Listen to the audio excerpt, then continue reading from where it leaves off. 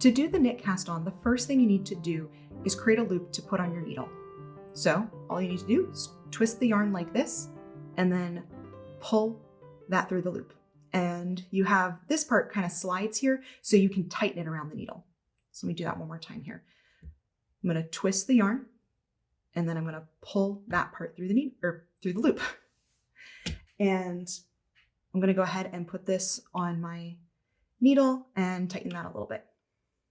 But what you're going to be doing is very similar to the knit stitch. You're going to take your other knitting needle and you're going to put it in this same loop. You're going to go kind of from the front to the back.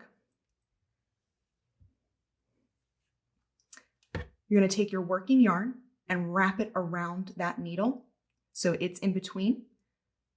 And then you're going to use this back needle to pull that through the loop. Now the difference here in the knit stitch is you are not going to be doing anything with this one. You're actually going to take this needle underneath this stitch you just created and you're going to put it onto that needle again.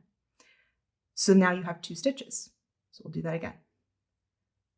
Slide through, making an X, wrap around between the 2 needles, pull through and put on.